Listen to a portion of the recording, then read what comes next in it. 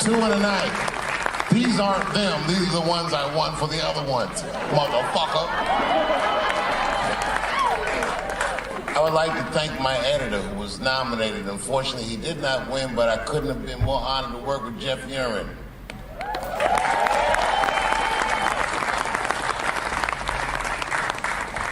Stan Lathan has been directing television since 1968. Any show that I watched when I was growing up, he directed it. From Sesame Street to Sanford and Son to Good Times to Everything Black. And finally, you motherfuckers finally gave him an Emmy tonight. He deserves so much more, but I'm glad you came around.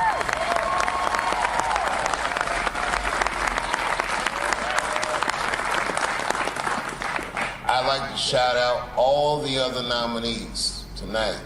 Tiffany Haddish and Patton Oswalt and Hannah Gatsby and Brother Mulaney. You guys are an inspiration to me, and I'm honored to be nominated with you. I'm sorry that you didn't win tonight, but who gives a fuck anyway? It's a special night because comedy gets to be itself. It's all we've ever wanted. I hope the war is over. We good?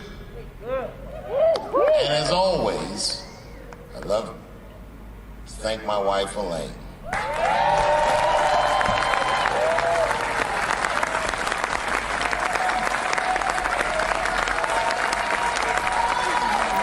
That's right. Elaine has been with me for the last 25 years and had to endure the pains of living with the greatest comedian ever. See you on Monday. Thank you very much. Good night.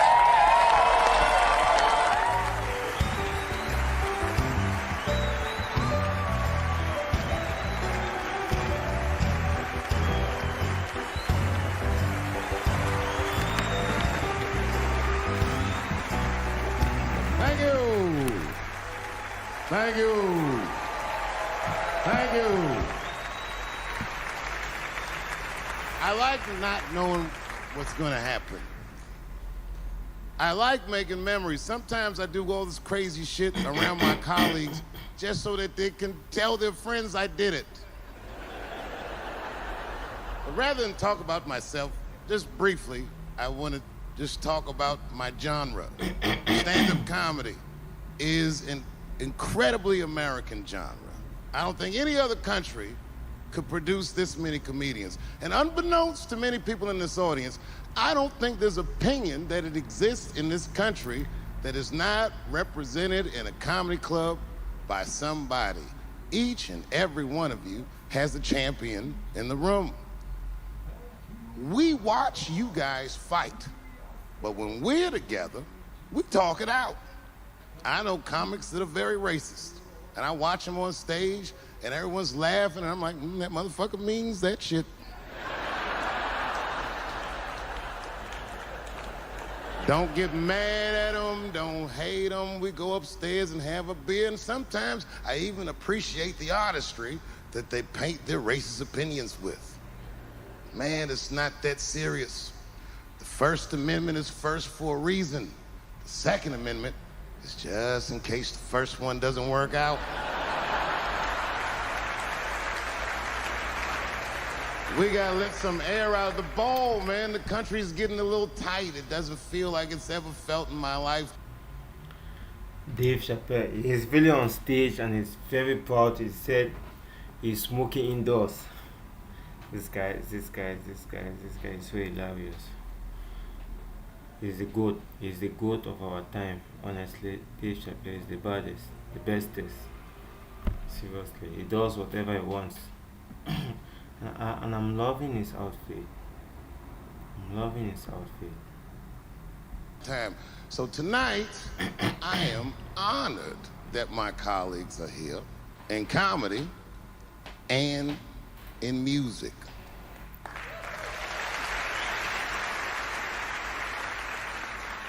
And I want everyone in America right now to look at me. Look at me smoking indoors. I didn't ask anybody, I just did it. What are they gonna do?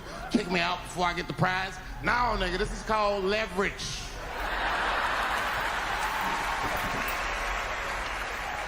The thing that I liked best about tonight was that I saw so many people from different parts of my life, like friends that I grew up with here in D.C., friends of mine from Ohio then and now, friends of mine from comedy clubs, all the fucking musicians that blew my mind. You guys have no idea how you inspired me. I want to give a special shout out to my OG, Tony Woods. Miles Davis has a quote. It's one of my favorite. Miles Davis said so much cool shit, but one of the things he said I always loved, he said, it took me years to learn. Dave, he just proclaimed he's gay. This guy is crazy. How to play like myself.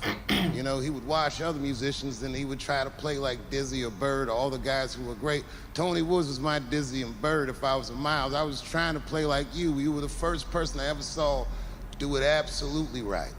You were fearless and you told the truth. There's something so true about this genre, when done correctly, that I will fight anybody that gets a true practitioner of this art form's way, because I know you're wrong. This is the truth, and you are obstructing it. I'm not talking about the content, I'm talking about the art form. Do you understand? Do we have an agreement? And what I really wanted to say tonight, and I'm glad I get the platform to do it, I'm gay. I am gay, and I can't wait to see what this does for my career, being gay like this. So many special shout outs. One of the main architects of the comeback of the century, my brother. A standing ovation for Dave Chappelle's mom. This is a standing ovation. There's only one mom of God. There's only one mom of God. Rest in peace, mama. And my mentor, the mighty Stan Lathan. I never dreamed that I would be able to work with someone as great as you. These last 5 specials, straight fire. I wouldn't want to do another special with anybody else but you. So eat your motherfucking vegetables and live as long as you can, because we doing a few more of these bitches. Neil Brennan, your speech made me cry, because it reminded me of all those hard days of work and all that money I never got for it.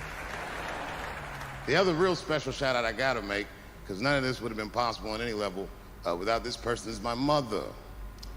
Mom. My mother. Mom. You have no idea what I put this woman through. If you had just given birth to me, that would have been more than enough. But the fact that you raised me and raised me well. There's no one like our mom. Seriously, no one like our mom. We've got only one mother. No love like hers. We got one alive, we got to respect her, man. Honestly, we've always got to respect them. We got to keep loving them. There's no one. I appreciate brother Dave Chappelle for really acknowledging that fact, man. We had a real oral tradition in our house. I knew the word griot when I was a little boy. A griot was a person in Africa who was charged with keeping the stories of the village.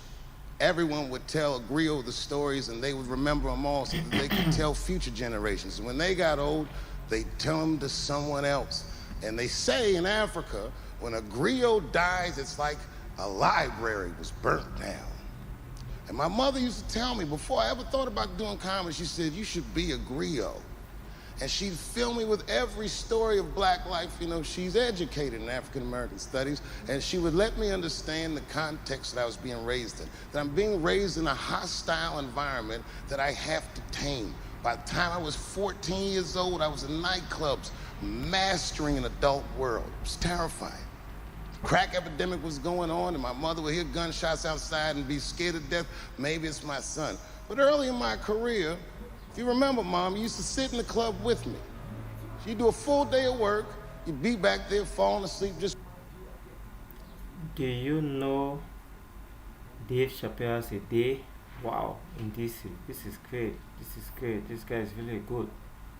Waiting for me to go on. She would watch my show every night. Do you know how long?